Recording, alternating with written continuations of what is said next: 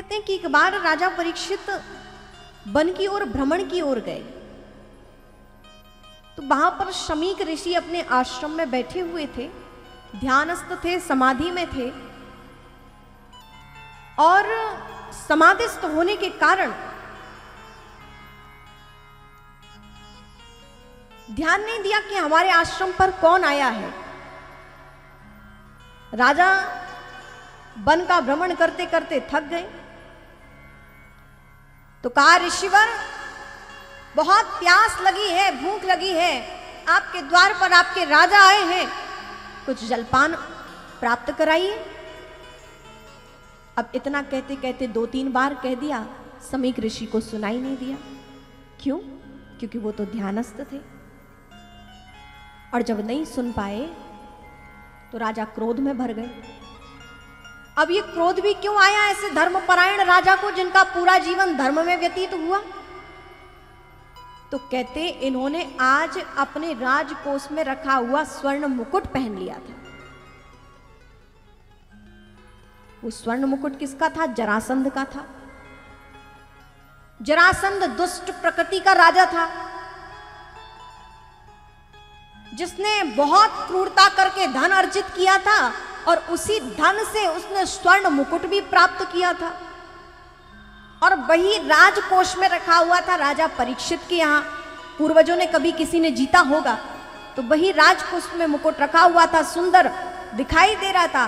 परीक्षित जी ने सोचा, आज इसी को धारण करता हूं। उस मुकुट को धारण कर लिया था, और उस समय कलयुग का आगमन हो गया था। कलयुग को राजा परीक्षित ने 4 स्थान दिए थे। ये कलयुग तुम इन 4 स्थानों पर रहना। पहले तो 3 स्थान दिए। कौन कौन से? जहां शराब का पान होता हो,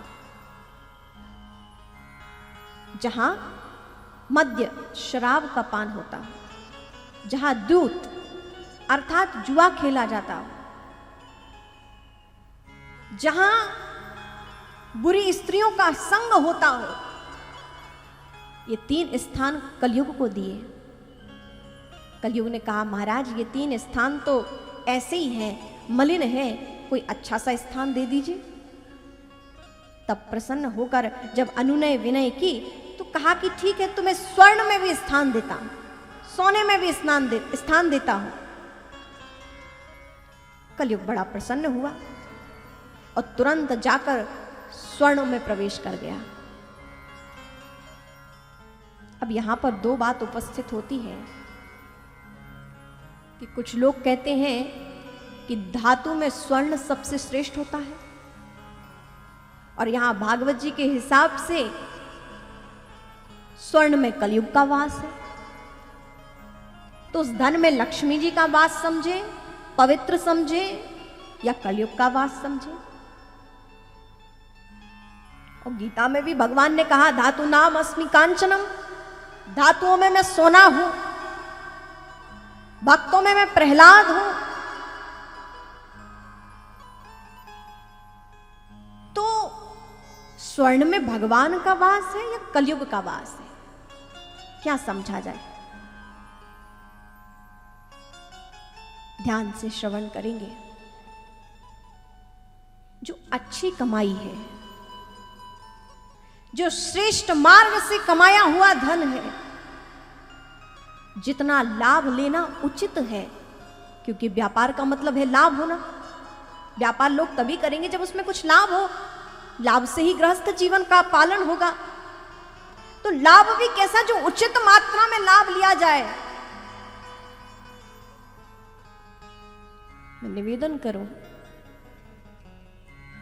कि उस लाभ लेने से भी डरना चाहिए जिस लाभ से किसी व्यक्ति की संपूर्ण हानि हो रही हो।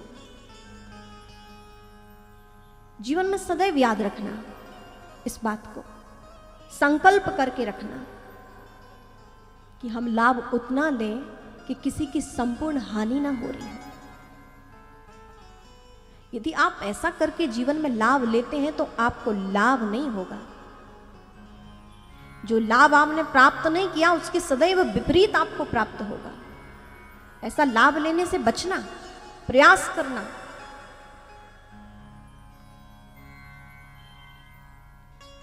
जो सदमार्ग से कमाया हुआ धन है, उचित लाभ लेकर जिसको प्राप्त किया है, उस धन में परमात्मा का वास है, उस स्वर्ण में परमात्मा का वास है। और उसके लिए परमात्मा ने कहा है कि धातु नाम अस्मि कांचनम, धातुओं में मैं स्वर्ण हूं। किसमें? जो सदमार्ग से कमाया हुआ है, जो अच्छे ढंग से कमाया हुआ है।